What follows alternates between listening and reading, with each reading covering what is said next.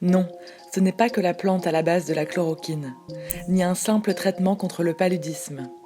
La quinine est un enjeu de pouvoir entre puissances mondiales depuis 400 ans. 1640. Le Pérou est une colonie espagnole depuis un siècle.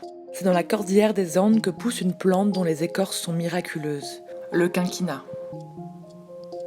Des jésuites auraient observé des ouvriers dans les mines d'or prendre une écorce pour soigner les coups de froid.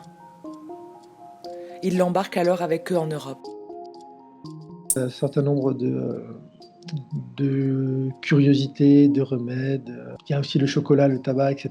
Ils circulent de collège jésuite en collège jésuite, et donc ça se retrouve à la fois à Séville, à Madrid, mais aussi à Rome.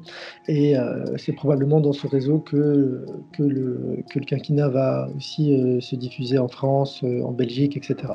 Les jésuites en font des décoctions sans comprendre toutes les propriétés de la plante. En réalité, il n'y a qu'une infime partie de quinquina dans ces boissons miraculeuses.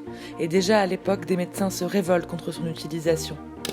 À Cambridge, un apothicaire, Robert Talbot, étudie cette écorce et tente un nouveau mélange. Il associe le quinquina à de l'alcool distillé, de l'opium et des sirops, un mélange plus efficace. Il va de cours en cours pour vanter les mérites de ce remède secret. Par chance, il arrive à vendre ce remède au roi d'Angleterre, et à partir de là, il passe effectivement de cours en cours, ce qui change les conditions de l'accréditation du remède. C'est plus simplement un remède qui est diffusé par les jésuites et par certains médecins, mais c'est un remède qui est pris par le roi, qui change le corps du roi, et qui à partir de là trouve une source de légitimité beaucoup plus grande, puisque ce qui se passe à la cour de Louis XIV, c'est que l'un des effets immédiats de la guérison de la famille du roi par le quinquina, c'est l'idée de distribuer le remède à l'ensemble du peuple. 1686. Louis XIV tombe aussi malade de forte fièvre et guérit grâce à Talbot. Le succès du quinquina est tel que des pièces de théâtre content son histoire. Les journaux scientifiques vantent ses mérites et établissent une posologie du quinquina. Jean de La Fontaine en tire même un poème, une ode à cette plante.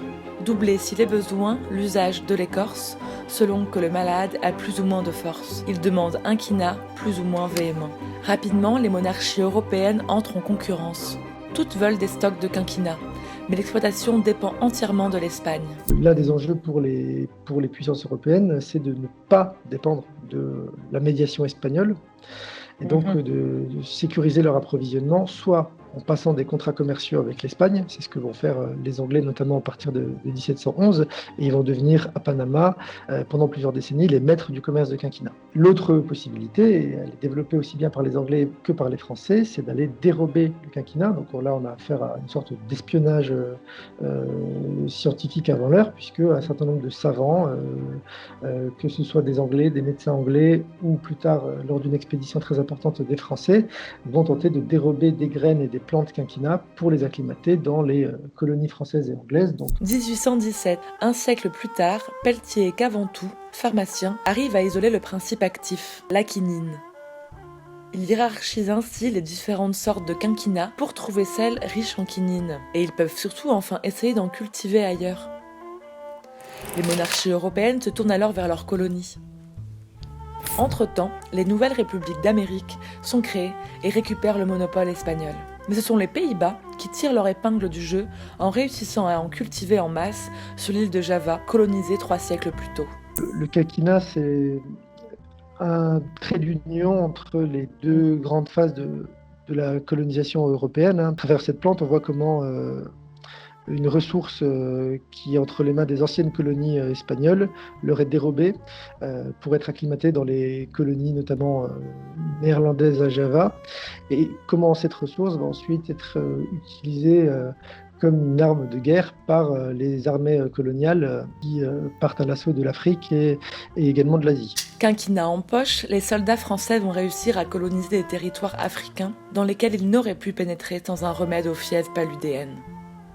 En Inde, les riches colons anglais font régner aussi l'autorité, protégée par leur quinine. Ils se promènent partout avec leurs boîtes de plantes tout en se délectant de gin tonic, le pétillant étant en partie composé de quinquina.